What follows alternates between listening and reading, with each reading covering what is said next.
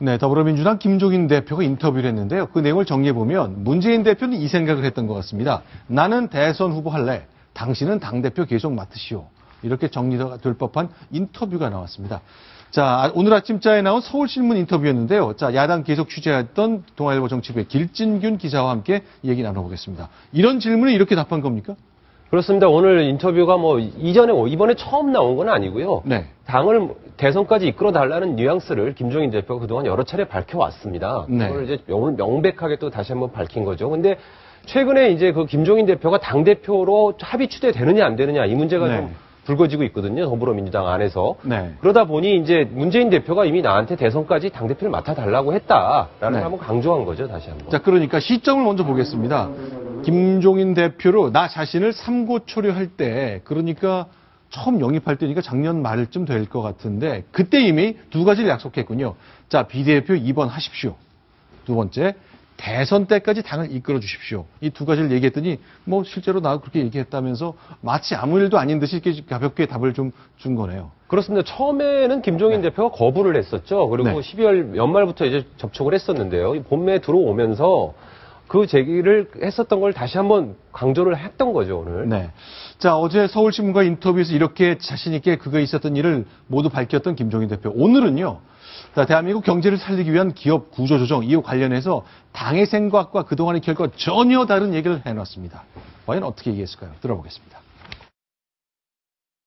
그래서 근본적인 구조조정이라고 하는 것이 실질적으로 이루어지지 않고서는 우리 경제의 중장기적인 전망이 별로 밝지가 않습니다. 본질적인 구조조정에 들어가서 보다 적극적인 구조조정이 이루어져야만이 앞으로 중장기적인 우리 성장의 기반을 확보할 수 있지 않겠나 이렇게 생각을 합니다. 길 기자. 그런데 제 생각에는요, 그동안 더불어민주당과 야권에서는 대기업 구조조정하면 노조원들, 종업원들이 많이 그만둬야 될 가능성이 있잖아요.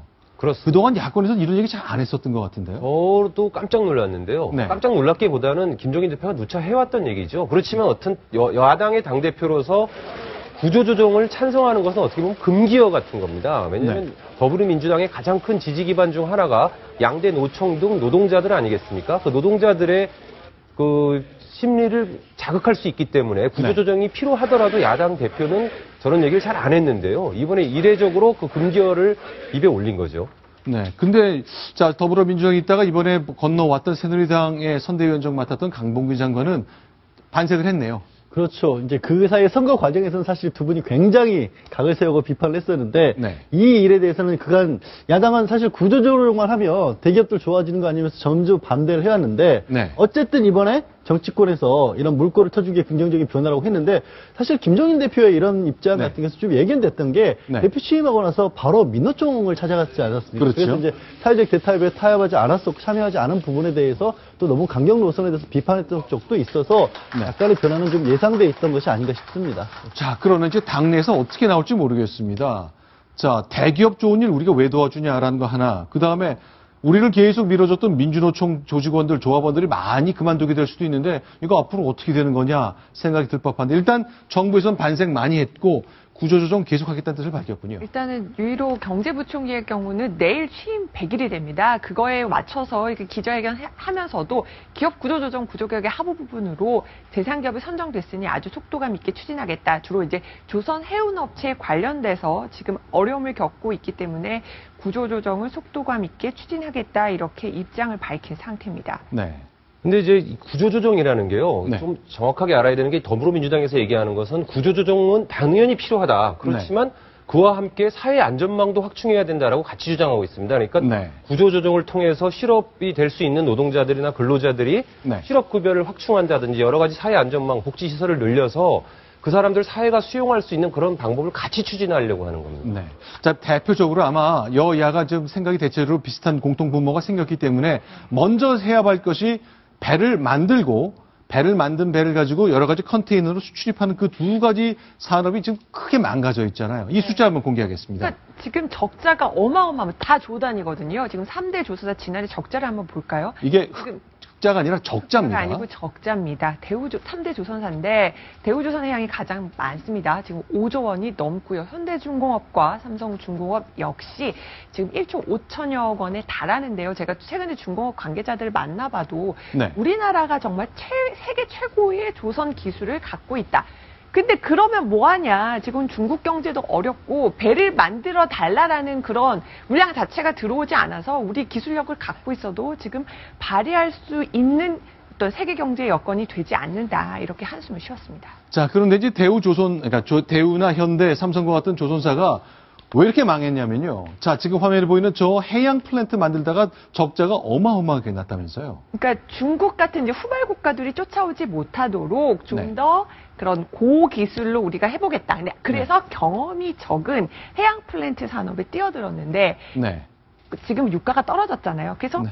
굳이 너무 기름이 넘쳐나기 때문에 네. 해양에서 다시 기름을 하는 뭐 시투선이나 이런 걸 만들 필요가 없어서 네. 해양 플랜트 수요 자체도 굉장히 줄고 있고요. 네. 또 신청을 했다 가도 이게 네. 필요가 없어지니까 그러니까 요금을 돈을 네. 내지 않는 경우도 늘고 있고 그렇기 때문에 특히 해양 플랜트 부분 때문에 바로 네. 조선사가 어려움을 겪고 있습니다. 저는 조선사는 배만 만드는 줄 알았더니 하여간 바다 위에 뜨는 건 다 만드는 거고요. 네, 그렇습니다. 자, 큰 유조선 같은 배도 만들고 저렇게 해양 플랜트를 만드는 게 있는데 돈을 많이 벌 수 있는 산업에 들어갔다가 크게 적자를 보는 바람에 이렇게 망가졌거든요.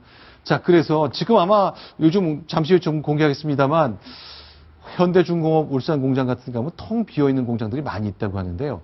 자, 스웨덴에서 수입할 때까지만 해도 우리가 조선 산업의 1위를 장담하게 됐다는 상징으로 보였던 그 크레인. 예, 그렇습니다. 이것이 이제 눈물의 상징이 됐다면서요. 저 뒤에 살짝 보이는 게 그 말매 눈물이라고 불리는 크레인입니다. 근데 자, 이게 스웨덴이잖아요. 예, 그렇습니다. 근데 왜 이게 말매의 눈물이라고 불리냐면 13년 전에 현대중공업이 이 크레인을 구입을 했는데 당시에 겨우 1달러에 샀습니다. 왜 1달러에 네. 살 수 있었냐면 너무 적자가 많았기 때문에 저거를 해체해서 그냥 우리나라로 가져가는 비용을 그냥 그 판매 가격으로 썼고 네. 형식상 서류상으로 가격을 1달러로 책정을 했기 때문에 네. 당시 스웨덴 이 언론에서는 말매라고 하는 큰 도시, 조선으로 성장했던 도시에 눈물을 흘리고 네. 있다라는 표현을 써서 그 이후로도 저 크레인의 별칭을 말매의 눈물이라고 불렀던 거죠. 자, 지금 보시는 게 스웨덴의 조선사고요. 저렇게 초대형 크레인을 가지고 배를 만들잖아요. 자, 저것 이제 조선사가 망했습니다. 그래서 더 이상 필요 없습니다. 팔아야 되는데 현대중공업이 그때 굉장히 잘 나갔던 13년 전이잖아요. 1달러에 구입했습니다만 비슷한 상황이 우리에게도 생길 수 있다. 그런 것 때문에 걱정을 많이 하는 거죠. 자, 말매의 눈물 이런 것든 건데 오늘 촬영한 저 장면 보시면 얼마나 지금 저 공장이 돌아가지 않는가를 생각할 수 있을 것 같습니다. 그런데 이남희 차장, 살아날 수 있는 겁니까? 지금 어떤 숙제가 좀 남아있는 거죠? 일단은 경기 침체나 유가 하락 부분은 그러니까 조선사에서 어떻게 할 수 없는 부분입니다. 일단은 경기가 좀 살아나야 되는 거는 바로 조선사가 바라는 부분이기도 하고요. 지금 구조조정을 할 수밖에 없는 상황이라고 업체 관계자들도 얘기를 합니다. 일은 없는데 너무 그 직원들만 많기 때문에 정말 부득이하게 어떤 구조조정이나 이래서 다시 좀 살아날 수밖에 없다 이런 얘기를 하는데요. 야당이 얘기했던 것처럼 구조조정을 하더라도 그분들이 나왔을 때 다시 재적응할 수 있는 어떤 사회 안전망 확충은 필요하겠다 이런 얘기도 나오고 있습니다. 결국 사회 안전망 확충이라는 게 돈이잖아요. 자, 앞으로 조선 3사 그리고 이제 중국이 물건을 많이 안 파니까 그 수출입 물량이 바다를 건너다니는 게 굉장히 많이 줄었고 그러니 그 컨테이너 실을 배를 사겠다는 해운사가 없고 결국 해운사도 어렵고 조선사도 어려운 건데 이거 결국 구조조정되면 그건 결국 돈인데 이 마련하는 과정에 또 새누리당과 더불어민주당 큰 생각의 차이가 드러날 수 있겠네요. 자, 어쨌건 야당의 변화가 감지되는데 과연 이런 얘기를 야당 의원들이 동의해 줄 것인지 여당이 어떻게 구조조정 자금을 마련할 것인지 그 숙제가 남아 있습니다. 결국 돈 문제입니다.